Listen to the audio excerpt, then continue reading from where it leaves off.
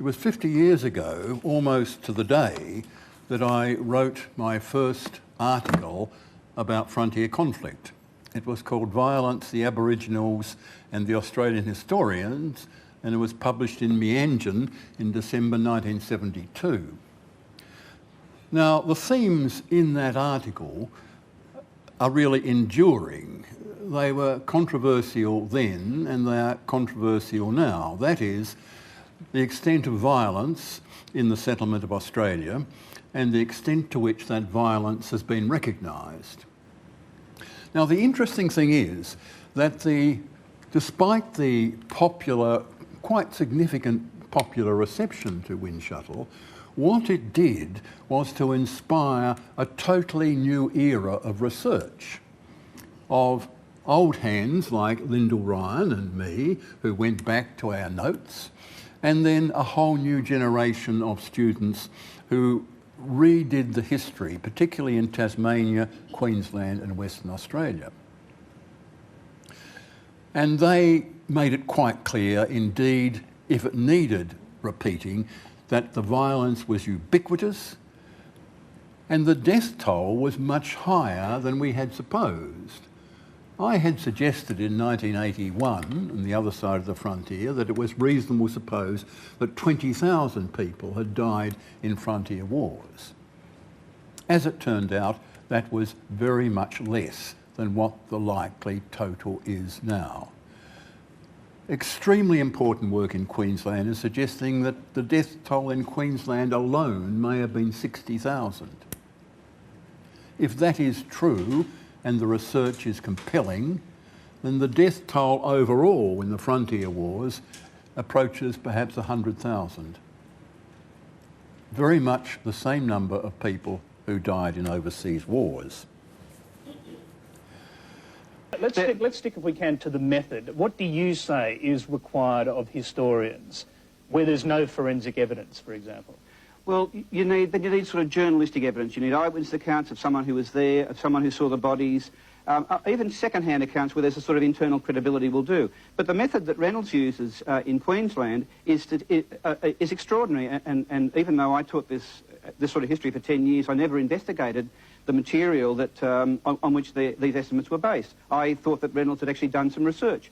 When I actually went into the sort of research papers that underlie his claims in his book, The Other Side of the Frontier, I found that it's all based on mathematical formulas. You take an estimate of the number of whites who are killed by Aborigines, you multiply it by 10, and there's no explanation of why you pick 10, and then you add another 20% to get 10,000 deaths in Queensland. Yet Reynolds doesn't have any idea about, doesn't have any credible account that there were eyewitnesses, that there were bodies of 10,000 Aborigines in Queensland at all. It's simply the application of a mathematical formula, and that's not how you do history. Henry Reynolds, that's not how you do history, according to Keith Windshuttle. Is it an accepted historical practice to use these ratios as a method of determining or suggesting how many people were killed in these frontier battles? Now let's go back a bit. Keith is telling me and telling your viewers the way I do history. Keith doesn't know how I do history. He never bothered to ask me. He has read an article I wrote about 25 years ago or 20 years ago and makes assumptions about how it was put together. And most of those assumptions are wrong. Having spent a lot of time researching Queensland history, let me say that the evidence for extensive violence is massive and everywhere you go. Every single frontier newspaper is full of discussion about conflict.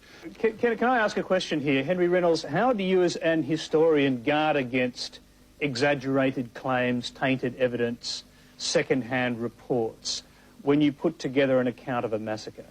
By having a lot of experience of researching the material and having some sense of what is likely. Henry Reynolds, you've said Keith Windshuttle is like a Holocaust denier, but you've also said that his questioning of the established orthodoxy does indicate some courage. So I'm wondering, how important is it that this process of questioning historical truths continue, that this debate continue, in your opinion? I have absolutely no problem with this debate. I mean, some people say, shock, horror, how dare he? I don't say that at all.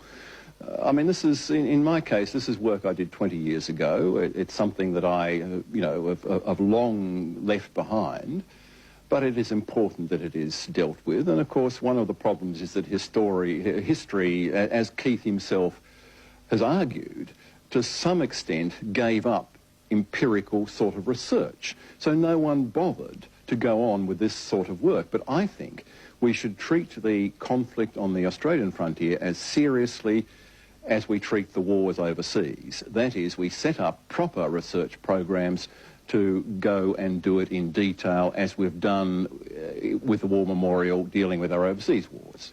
Keith Windschuttle, is your case a campaign to force historical precision, or is it an attempt to prove that modern historians are somehow tainted by ideology?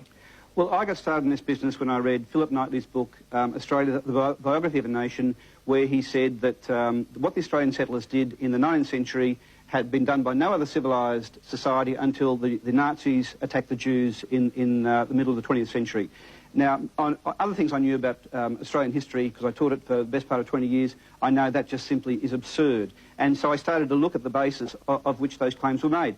Henry doesn't compare the Australian settlers in the 19th century to the Nazis, but he leads people like Knightley, who's not an historian, and other journalists and other commentators right up to the edge of that little conclusion. They jump off, and we've got this both anachronistic, inaccurate, and this view that really distorts the nature of history for all people who come in their way, because we now have people who assume that the Australian settlers were a bunch of Nazis, therefore they go looking for evidence that will prove that case. So it's both a political issue now about the character of the Australian nation for the past 200 years, but it's also an issue that, in my view, is seriously distorting the kind of research that is being done in our universities and by historians generally. Henry Reynolds, a final comment from you?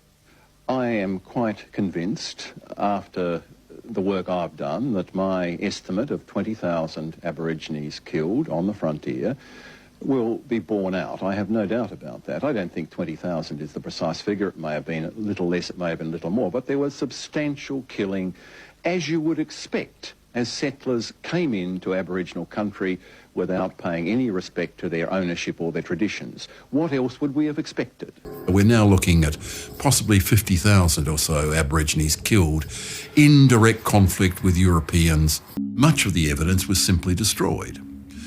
So finding direct evidence of frontier conflict is difficult.